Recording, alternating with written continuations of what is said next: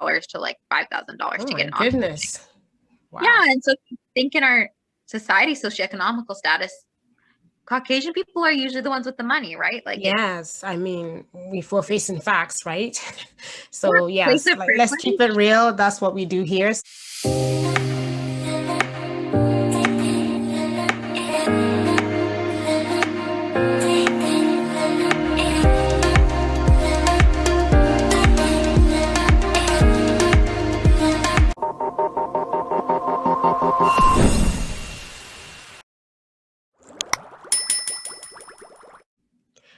Welcome back to another episode, everyone. Thank you so much for stopping by to listen.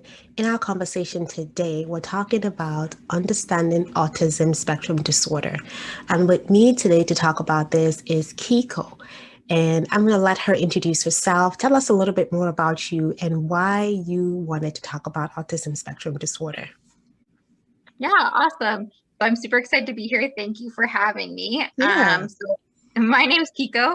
I am a social worker, and before I go on maternity leave, I was working at a nonprofit organization that works with families and children, or not, and autistic children. And kind of how I got into that originally, I wanted to go in speech language pathology. So I love Oh, languages. Yeah, I love learning about languages, and I love working with kids, and so I was doing my undergrad in that. And so I obviously needed experience in it, and so I was working at specialized summer camps. And then a big part was I was an educational assistant. So those are people who go into schools and they're mhm. one-on-one with a child who needs support, or you're just supporting the class too. And so I really got to work one-on-one with autistic children, and I just felt like I loved it. I ended up not going and Wow. getting my yeah, I ended up not going Yeah. and getting my speech with pathology degree and changing to social work just because I just felt like I wanted to do more than just kind of, I don't know, diagnose kids and work with them that way. I wanted to work with the family as a unit because I find when a child has autism, it really is a big thing for the whole family. It's not just something that Oh, affects the yes. It child. affects the whole ecosystem of the child. Absolutely. Yes. Exactly. And I love that. And there's other aspects of social work that I kind of loved more. Speech language pathology comes from also like the medical model a lot. And I wasn't super in love with how it painted the picture of autism. And so I kind of preferred more of like a holistic look on it and stuff. So yeah, also being in a school system, I kind of got to see how the kids were treated and how they were seen as different, Yeah. and maybe weren't given the exact same opportunities their peers were. And the funny thing it was they weren't treated that way from their peers in the class. The other kids eager to play with them, get to know with them. It was the teachers and the adults that were like, they can't do it, That and doesn't putting them. surprise me because kids, they don't care. They just Yeah, right. happy to be together and play and all that. But then adults, we kind of blow things out of proportion sometimes. Well, thank you so much, Kiko, for being here. Really, really grateful for the time that you've given me to come chat about this. So let's start with painting the picture of autism, like you said. And I want us to get as to the best of your ability, a well-rounded picture about autism, because I feel sometimes there are different understanding what it is. So can you give us the definition if possible and just some general background information around autism or autism spectrum disorder? Yeah, so autism is a neurodevelopmental difference. So it refers to a range of conditions characterized kind of by challenges with maybe social skills, restrictive, repetitive behaviors, which are like restrictive behaviors. So they might be really focused on Like a certain, specific task or yeah, specific activity? tasks, yeah, Okay. activities, specific interests, and then repetitive behaviors like repetition. One that's a characteristic of autism is called stimming. And so that's something that helps manage the child's or the individual's emotions or anxiety. So it's a sense of comfort and helps the individual kind of focus on the stim rather than the environment. So it could be like hand flapping. It could be like I had one individual who liked to flick a straw when they were stressed. They would always carry a straw and Okay. flick it. Things like that. Another characteristic is sensory sensitivities. So light, smell, noises, taste, even textures touching on your body, things like that. So it the thing to notice about autism is that it's a spectrum. So Yes. it's not going to be just because we list these characteristics or these definitions, which once again is very a characteristic of the medical model. It's not a one size fits all. Just like everyone, we have different interests, different specific likes, dislikes, strengths, weaknesses. So do individuals with autism or autistic people. It's a spectrum. So that's something that I think is really important to keep in mind.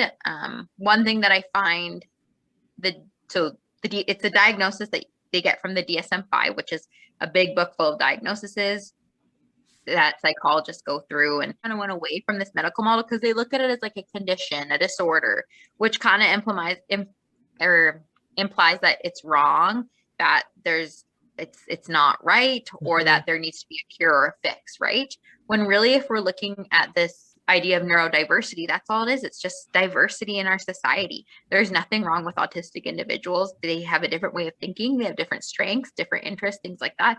And personally, there's nothing wrong with that. Absolutely. My opinion. Yeah, no, absolutely. And this is why we're highlighting this today. This is why, I'm doing a mini series around persons with special needs, just to help everyone come to understand that there's really nothing different from them and us. And we need to stop this them and us type attitude and embrace all our differences, all our uniqueness the way they are, because we're all normal, right? And thank you so much for pointing that out. So what does the research say then? I read somewhere that 1 in 6 people will be diagnosed with autistic spectrum disorder.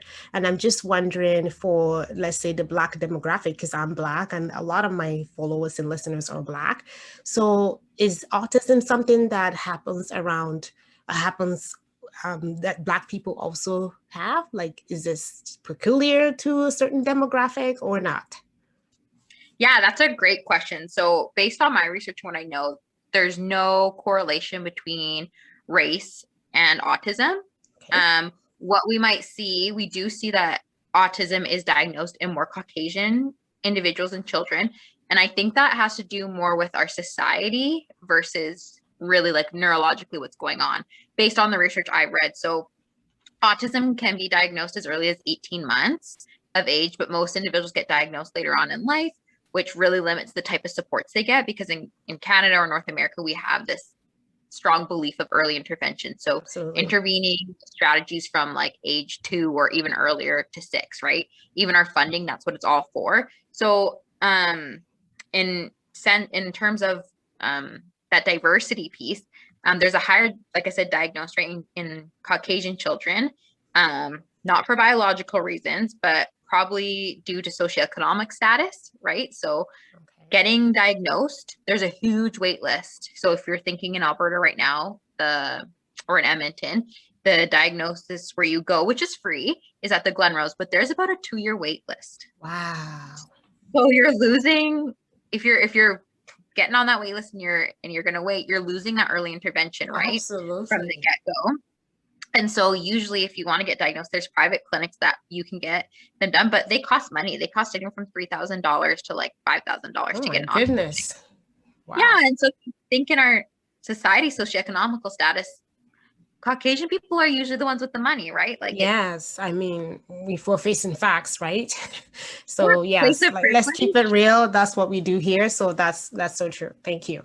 Yeah, exactly. Also stigma, different cultures have different stigma. So different, like I know I'm biracial, so I'm Latina. And I know in the Latina culture, there is definitely a stigma for sure, as much as people don't want to say it, of individuals. Same within the Black community as well. There is stigma. And I'm sure anywhere else, if we go across races, there's just stigma attached to people who have disabilities, right? Or special needs. Yeah. 1,000%. A lot of the cultures that I work with, the thing is, it can be, okay, when I work with a lot of families, Caucasian or of color, there's a lot of grief that comes with knowing that your child might be different or diverse in that way, right? Especially with autism. And so these families are going through a grief process. And grieving looks different in every culture. And like we talked about the stigma too, some cultures, when you know your child has a developmental difference or something, you keep them at home to protect them, right? Yes. You don't want them going out into society. And No. at least speaking from my perspective from the Latina culture that I know, that's the thing, right? You keep them at home and you protect them. And yes, things are changing and there's more learning and that's kind of going away, but that's still a big part of the stigma, I think. There's also, I think, the difference why there's less Black children getting diagnosed, lack of access to healthcare, right? Due to citizenship, Mhm. that could be a big issue because we're not going to diagnose for free in Canada kids who No. aren't paying Yeah, citizens, right? you have to have insurance coverage, or you wait the 2 years, I guess, and that depends on if you are permanent resident or citizen. Because if you were an immigrant, right, like then you can, even the 2 years wouldn't help you. You have to pay for it out of pocket because you wouldn't be covered. Exactly, 100% right. And if you're a refugee family or even not, like when you come to Exactly. Canada, you know, my family's an immigrant family.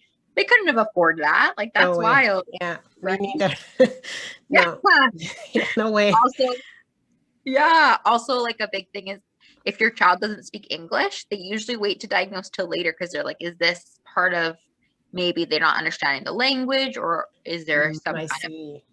right? Which I don't know. Like I think you can tell, but I don't know if people use an excuse or what, but I know in the research I was finding that was one part, but also for parents too. How are they supposed to understand all this very like this jargon in the medical model when you're talking about autism, right? And English isn't their first, second, third language that they're not proficient in it.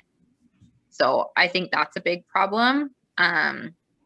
I know in the States, a bunch of articles that I've read in the past talk about so schools in Canada, at least, they get a certain amount of funding to pay for certain diagnoses in their school. So if you're in a school, say a school gets like eight paid diagnoses they really have to pick which kiddo they're going to pay for that diagnosis, right? Because not Oh. every kid is, yeah, right. And so usually they kind of pick the one that has like the most high needs or most intense behaviors, right? Which is Yes. which is Yes. awful and sad. But that's a thing too. And so especially if in the States, a bunch of the articles say if you're in a better school, because there's a big difference in quality of schools in the States based on neighborhoods, right? If you're in a better Mhm. school, they're going to have better funding, which you're going to get more diagnosis, as opposed to if you're in maybe not the best school, you're not going to have all that funding. You're not get those diagnoses. And once again, realistically, where people of color, they're not in places of privilege where No. they can be in those better school systems. Yeah, they are in the, middle or maybe even actually lower class neighborhoods. So they will not be in those high end schools or middle class Mm-hmm. type schools. So then that means if your kid was autistic or is autistic, then they won't get that early intervention that they could have gotten from school. Exactly. Yeah. And then one more interesting thing that I want to point out is there's a difference in diagnosis for genders as well too. So it's Oh, like 1 in 42 boys are diagnosed with autism and 1 in 189 girls. So for a while people were like, wow, autism is a boys like diagnosis. Like it must be something with the boys, but really it's just that if even if you look historically, how much studying was done in the female body or in girls, it's not. Everything's done in the male body, of course. studying the male Yes. system, right? So what we're seeing now is no, autism isn't like a boy's diagnosis, isn't just for the males. It's just that it was never studied and never researched, and it's been very underdiagnosed amongst girls. Thank you so much, Kiko. I want to quickly say to our listeners and viewers that while Kiko and I are talking heavily about the more technical or what seems to be the scientific perspective, research information around autism, we're in no shape, way, or form trying to diagnose anyone here. We're just having a conversation, talking about this from a place of passion, and we want to bring awareness to this disability. We are not trying to diagnose anyone. So if you feel like this is something that requires further conversation with a medical practitioner, then you want to go visit your doctor. Okay, so I want us to now start to talk about some of the stigma, some of the myths associated with this disability, because you started to touch on it. As we know, any disability has stigma attached to it, a lot of it, and I think this one as well. So let's talk about that and help debunk some of those myths and face some facts, starting with some of the things I've seen on media. For example, The Good Doctor, The Accountant, the movie. So they show and represent this picture that autistic people are very intelligent people, highly functioning, exceptional human being. Can you talk about that? Can you talk Yeah, about some of the myths? that was what I was going to mention. They either think, once again, autism is spectrum, but they kind of go to either end of the spectrum where people Yes, with and they narrow autism, it down and focus on that side. yeah, they either focus on the side that, wow, autism individuals are like super geniuses. They have like one honed in, like super skill kind of thing. And that's not true. While for sure there's some, not all of them are like that, right? And it's not even so much that they have all different interests. While some may be exceptional at math or in art or something like that, just like non-autistic individuals might be exceptional in those too, right? It's Yeah. the same kind of thing. I can't And paint it to goes, save my life if you asked me to, but I'm sure there are people out there who could just like wow you with your painting. So no different. exactly. And then it goes to the opposite end too. I've had a lot of people think, oh, if they have autism, doesn't that mean like they're not smart, they have an intellectual disability, or they're violent? No, autism is not an intellectual disability. While yes, autistic individuals usually have multiple diagnoses, which some could be autism and an intellectual disability. That's not true for all of them. And Not so I true. think it's important to look that autism is the specific diagnosis or characteristic if we're going medical model speaking, but there's also other diagnoses that they could have on top of it. And I think that's why there's a huge spectrum too, right? We all have different interests. So do autistic individuals. And when we talk about that restricted behaviors, I think that's maybe why people think that they have like they're a super genius or they have a superpower in some kind of specific characteristic, because they do maybe are focused their interest in like this is their specific interest. So they might know more facts or something on it because it's part of that. Okay. Any other misconception you would like to take this opportunity to correct? Yeah, a big one I hear a lot is that autistic people don't have any empathy. Or that they don't have an interest in being social or making friends. And once again, it's a spectrum. No, not all of them are super social, but it doesn't mean they don't want to make friends. Yeah, I've heard that people say they don't want to be touched, but that doesn't mean we paint all of them with the same brush. Exactly, right? And maybe you need to look at, okay, well, why don't they want to make friends? Maybe they have like anxiety that is stressing them out being in those really intense social situations.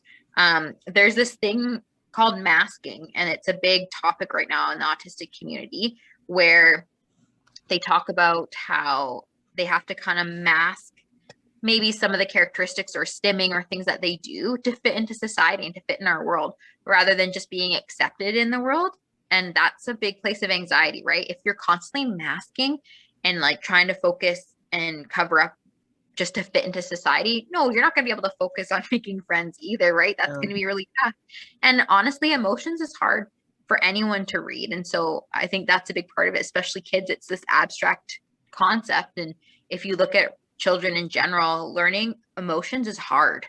And that's something that's abstract and that kids are constantly learning. And so for an autistic individual, where that might be even harder for them to pick up on those cues or even show emotion themselves, the way that neurotypicals, that's what they call others, in society might show it. So it can be a really place of anxiety, but it's not that they're not empathetic or feeling for people's situations. It just might be that they don't know how to show it or express it, but they're feeling it inside 100%. Thank you so much, Kiko. So I want to shift gears now and talk a bit about your profession and how you work with autistic children and your families. So given that you are, half white and half Latina, and I'm sure just looking at you, people probably just classify you and slap a label of white across you when you show up there. I'm just wondering what you you feel, just casting your mind back as when you were working, on what are some of the perceptions when you come to work with families that don't look like you, so families from other ethnic backgrounds, and you're working with them? What are some of the challenges that you noticed, and how did you overcome that? So for some of us who are working with kids or who have kids who are autistic, just to give them a good picture of how you support some of the challenges you face, or some of the challenges you've seen, and how you overcome them. Yeah, definitely. So I guess some of the challenges I've seen is even in the autistic community, I think because it's mainly Caucasian kids that are diagnosed, a lot of, I guess, the strategies, even the visuals, pictures that we use for kids, they're all white. It'll be white, yes. Yeah, They're nobody all knows. white pictures, like Yes. all of that. Also, I think a lot of the strategies are used and catered around a North American culture, right? Versus like maybe being culturally diverse with other cultures. So what happens usually when these clinicians come and they come into the family's homes, right? And then they produce these strategies. They look at your dinner time, like, okay, what is the family struggling with? And each organization does it differently. Some do it really great where they're like, okay, what is your routine naturally and how can we fit into it, right? And others are kind of like, okay, let's do feeding, get a fork and spoon out. We need to teach this kid how to use a fork and spoon. There's tons of cultures who don't eat with forks. Yeah, I was just gonna say. Why are we teaching the Yeah. kids? Or they don't eat everything with fork and spoon. Like in my culture, for example, there are certain meals that you would eat with your hand. And I think in your culture too, right? And then there are other meals that obviously you would use a spoon. So not safe to assume that we all use a fork and knife. Absolutely. Exactly. There was one experience I had, and I was new put onto this family, and I was new, and I just went in, like I was just put onto the team, went into the home, and we were talking about mealtime, and this family didn't have like a kitchen table, chairs, or anything like that. And Okay. so the occupational therapist was like, so, well, how are we supposed to get them to eat? Like, how are we supposed to do mealtime? And I was thinking, like, culturally, is this a family that eats, sits Yeah. at a table? Maybe we could ask, like, and How it do wasn't you for my eat? culture. Where do you Yeah, eat? yeah. So I think a big thing is when you're going into homes asking, what does mealtime look for you guys? Mhm. Rather than just assuming my mealtime looks like we sit at a table, we do Mhm. this, we do this. No, that's not mealtime for everyone, No, that's right? your meal time, not my Yeah, meal time, right? So exactly. And I know a lot of families like also I think when you're going to another culture's home that has a history of being oppressed and marginalized, things yeah, like that, and we're coming in as the experts, yeah. they're not going to be saying no to us. They're going to try to accommodate and say, yeah, okay, for sure. Yeah, okay, for sure, which is a huge issue. And I think as clinicians or people of power, especially like I know I'm passing 100%. And so when I go into a home, I really want to take consideration of that like I might be viewed as someone in a position of power. I'm already in a position of power. I'm coming into their home as their worker, right? Yes. Things like that. We maybe want to see learn about their culture, things like that. And it can be hard too, because there's other cultures that when you invite people into your home, you feed them. You give them gifts, you Mm-hmm. give them Yeah, food. That's a huge absolutely. part of my culture. Like Yeah. anyone comes, we have food ready My for them. culture too. Absolutely. Yeah. And so then what do you do as workers when your organization says, no, you can't accept any food? But that could also be a sign of like, that's kind of Disrespect. rude. Yeah. Yeah. So I think that's something that needs to change. And maybe our delivery model is being more understanding of individuals' cultures, and because these families are really letting you into their home, into your lives, right? You're going everywhere in their home, bathrooms, kitchen, their intimate, safe Opening the spaces. fridges, maybe opening the shelf, right? Yeah. Cupboards. Yeah. And you're watching them do things too, right? And so I think a lot of these families too can feel like, wow, now you're telling me how to parent, you're telling me how to do all this, which I totally get, like people being offended or on the defense with certain strategies that are brought into the home, especially being from, like I said, another culture that has been told what to do from the North American culture and Caucasians for so long, right? Mm. So you Yeah. also don't know where people are in their grief process. That's a big thing too. Also language barriers, I think is a huge one. especially when you're trying to get consent, right, from these families, and they don't know all the Absolutely. You don't know what you're talking about, right? Yeah.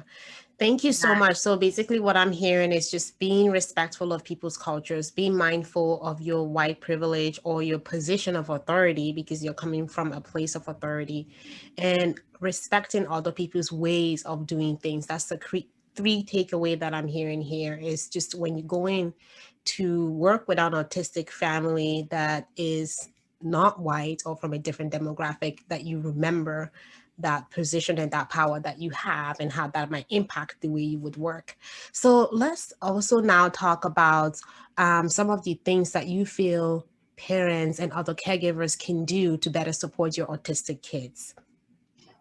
Yeah, I would say 100% would be researching and learning what autism is, Okay. and maybe looking at how it displays in your kid. And we did talk a little bit about that stigma in different cultures, right? And that can be really hard. And I know that, but I think because not all individuals, whether they're from different cultures or not, are ready to accept kind of that, the acceptance of neurodiversity. That's, I think, a really new topic. And a lot of people still view it as a cure. We still have so many people or organizations, things around the world that are like, here, give your child this vitamin drink and it will cure autism. Yes. Right. And once again, I'm not here to tell you what is best for you or what strategies are best to use for your child or your individual that you know who's autistic. Because I'm definitely biased in what my approach, what I think is best. And I, like I said, I definitely come from more of a holistic approach, things like that. But getting to know your kid and realizing that you guys are the expert, right? Yes, you might have clinicians come into your home, but they don't know your child or that individual in your family who's autistic. You guys are the ones who know it best, and really believe that and advocate for your kid. But just taking that time to build relationships. One thing that at least parents have told me has really helped them is when there's a lot of like TED Talks that are speaking of autistic individuals, and they're talking about their own experiences. And I think that is a huge eye opener because you're really learning from someone who's autistic, who knows what it feels like, who knows what it feels like to have these interventions as a child. One I really liked was a TED Talk by Ethan Lissy. I don't know if I'm saying his last name right, but that would be something to look at. Or there's an organization called Autism Leveled Up, and it's run by, I think she's a psychologist, and then I think the other one is doing her master's too. She's a psychologist and she's an autistic individual too. Really speaks about her experiences about the therapies. She remembers getting therapies when she was a kid, right? And how, you know what, why am I taught to mask all my characteristics? Why can't I just be who I am? Yes, exactly. Like, why can't we just be who we are? Like, why do we have to wear a mask all the time? Yeah, in that TED Talk by Ethan Lissy, he describes it as like two game consoles. So you have a PlayStation game console and an Xbox game console, right? One is autistic individuals and one is neurotypical individuals. And you're trying to play an Xbox game in the other console. Yeah, and it doesn't work. Yeah, that's not gonna I work. don't know much about gaming, but it doesn't sound like it's gonna work. I don't either, but I was like, I get the analogy. Yeah, absolutely. I get it too. Absolutely. Yeah, but he just talked about how they both work great individually. They're different. They're used for different things. And when you plug the right game into the right game console, they work perfectly. And they work perfectly. Yeah. It's just that saying about putting a round peg in a square hole, like it doesn't fit. So exactly that. So thank you for that. Now, I want to talk really quickly about something you just said about, parents educating themselves about the type of autism that your kid has. What about if there was a possibility that maybe one or more of family member does not agree with the diagnosis, so how does one as a worker or a support person help this family, especially, maybe mom agrees or with the diagnosis and dad disagrees or vice versa. And so that support, that collaborative support that you're supposed to give to that child is now lacking. So how do you work around and navigate that? Yeah, that's really tricky. And I think usually in my experience, what happens is the parent who does agree and wants kind of intervention or support for that child, they're the ones that we work with. The other caregiver doesn't want to be present in that. And that's okay, right? Like I said, it's a journey for the whole Because they family. probably won't show up for the meetings, appointments, right? So you just have to work with. Yeah. And it makes it tricky because you're teaching strategies or educating one parent. But we can't force it upon anyone. That's the thing. It's like all voluntary too, right? We're not going to force it. Everyone's at a different journey. And if my personal viewpoint is if someone's not ready to listen and learn, it's not really going to be, it's not going to be productive. Productive. So you just kind of focus with the caregiver and you're really sensitive about that.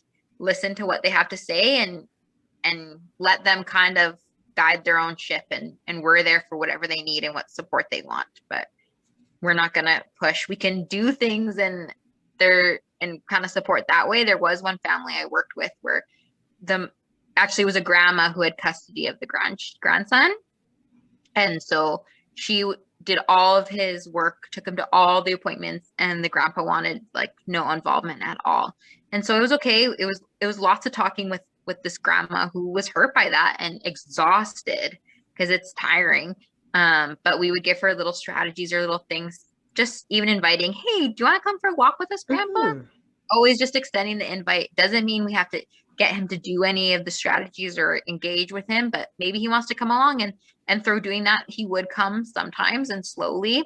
And then it's really just by example, I think, because then when they really see that, oh, look, this actually does support my kid. Look how much more successful they are at certain things, or how much happier. Exactly. Yes. Yeah. So for me, I'm just like very passionate about in the school systems and how, once again, in our society, we're so good at secluding, and we've seen this in history, like people of color, right? So why would we think it's a good idea to also seclude people with developmental differences like autism, right?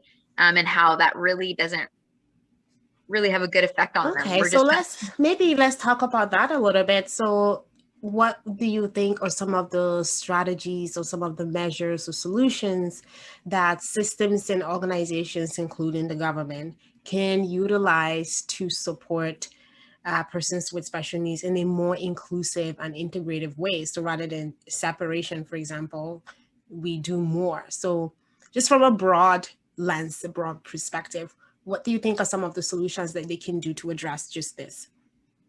Yeah, I would love to see, like we talk about strategies being used with autistic individuals, but it's so funny when you're in the school system and you see these strategies would be beneficial for all children, not just like having a schedule. We use a schedule huge for when we're working with autistic individuals, because once again, there's a huge anxiety piece with autism. And so when they see their day planned out and they can see what's expected next, it takes a lot of anxiety off.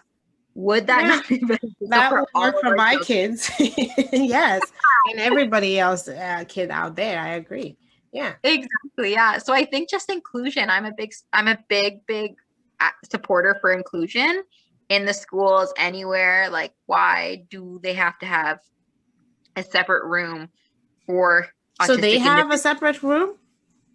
Yeah. So they have a separate classroom. Like there's a whole, like a different program. And I don't even know why. I can't even remember what it's called now. But so you sign your kid up. Yeah, they go to a different class. They have different teachers. They learn different things. But the funny thing is those classrooms are full of kids of different levels. So it could be from like grades 1 to 3. And all these children, if we know autism is a spectrum, and it's also filled with other kids with developmental differences too, not just autism, but there's such a different level. So a lot of our kids might be acting out because they're freaking bored. So do they not get one-on-one attention then, if they're all at different levels and they all have different special needs? Nope. The thing is that they're supposed to in theory, but they don't, right? Like I've been in so many of these classes where also it's like underfunded and there's only like 3 staff to sit. How can they get one-on-one? How can you develop a curriculum for like a grade 1 kid for a grade 3 kid in the same classroom when you're supposed to be doing gym time all together or opening exercises all together, math all together? It doesn't make sense. Yes, funding is definitely needed in order to have that kind of personal one-on-one education and interaction that we need, right? To be Yep. specific and tailored to that child's actual needs. Mhm. Absolutely. Well, it's been a pleasure talking to you, Kiko. This is the end of our conversation today. I want you to leave us with one advice about autism spectrum disorder. Just any one advice at all. Yeah, I think one of my biggest advices would be check your biases in Okay. everything you do, and before making those judgments, do your research and really try to understand and get perspectives from autistic individuals themselves. Learn about them, hear what they're saying, and then use that to constantly reflect and check your own biases. Thank you so much. It's been a pleasure talking to you, Kiko, and thank you so much again for coming on the podcast today. Yeah, thanks for having me and for being interested in spreading this knowledge. I really appreciate it. You're doing great things Thank with your you. Thank you so much. I appreciate it. Thank you so much for listening to this conversation. And I want to do a quick shout out to Andrea, who connected me with Kiko for today's episode. I hope you enjoyed it. Make sure you subscribe and leave me a comment or send me a DM. Follow me on social media and let me know what you enjoyed about today's conversation. Thank you for watching.